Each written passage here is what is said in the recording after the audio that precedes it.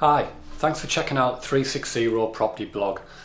I wanted to chat today about what I would do if I was starting off investing now into 2020 going into 2021. To start off with, I'd be hyper specific about what I was trying to achieve, what my end goal was. I'd be visualizing it, I'd work out some maths, what that was, time frame I wanted to try and achieve that in, and I'd be looking at my current lifestyle and I'd be trying to live as frugal as hell.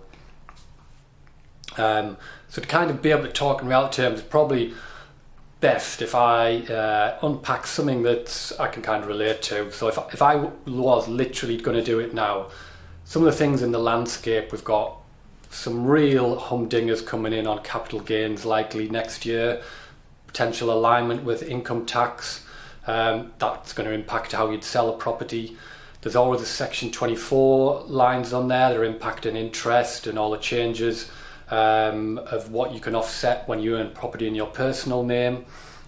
Starting out, running a limited company, there's a lot more costs, a lot more complexity, packaged up with already doing the complexity of buying the property, renting it, managing it, and learning all those things from scratch.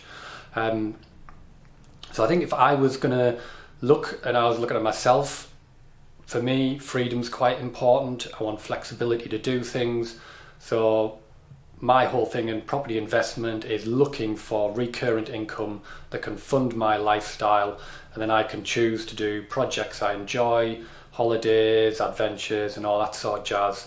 So if I was looking now, and I had funds available or near funds, I think probably the best option to play the game and of how things are working is I would try and buy a bit of a tired HMO property that an old landlord was selling, needs a bit of renovation.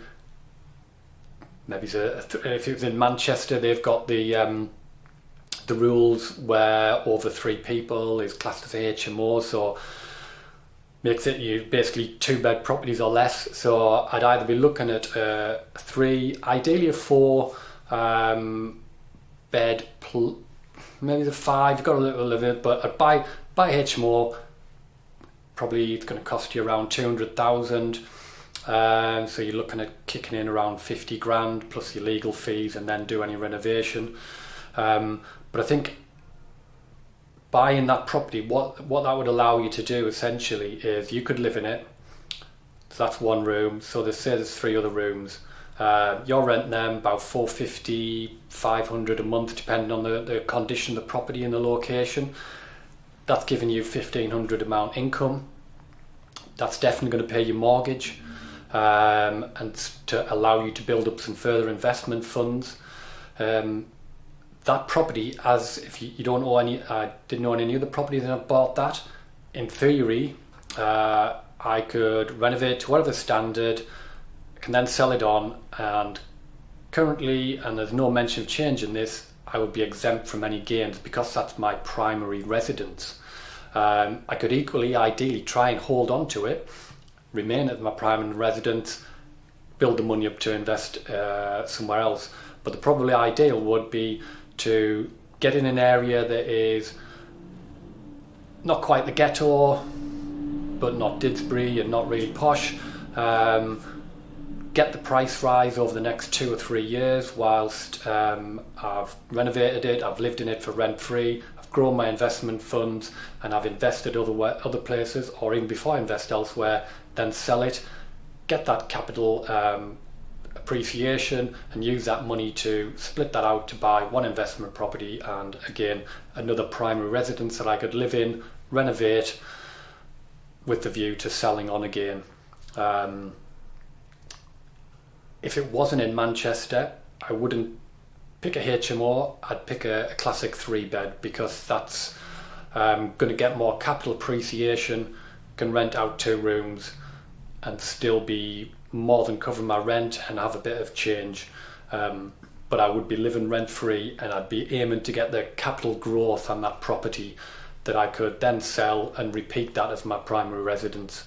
And I'd be picking that property based on good transport links, bit rough, but not the posh area, but not the roughest in the area, reasonable size, good architecture but dilapidated, key transport links, keep it, and access to different works, whether it was hospital, good schools, with a view that I would be renovating and selling that house on to a family, and I'd keep repeating that whilst I built up further nest eggs and invested in the other properties that I could afford to do.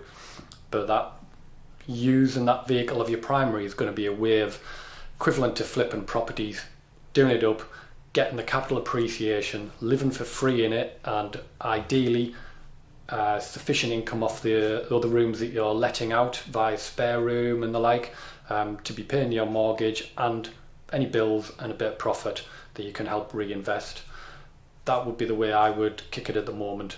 And then you'd be learning the landlording skills, you'd learn about the industry, make connections, you've got skin in the game, understand some of the costs of renovating it whilst you're living in it, that would help you project manage and get the right people for when you're doing a project where you're buying a dilapidated property, you're going to empty it out of the current tenants and renovate it fully through, or it's just a dilapidated house that you're going to completely gut and renovate, and you don't want to do that from scratch.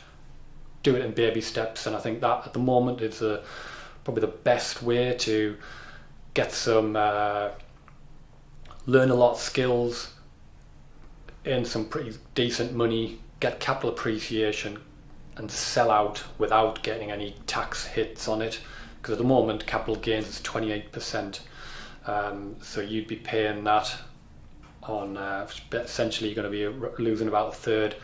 If the review changes come in, you could be paying anything 45%, as if you ticked into a higher rate bracket depending on your other incomes. So I think that's a very safe method to start off, get the ball rolling, learn your skills. Hope that was useful. Any comments, drop us a line, and if you want to learn more about how to apply, get a blueprint for how you can use property investment to build your dream life, check out our coaching courses, and best of luck. Enjoy the game.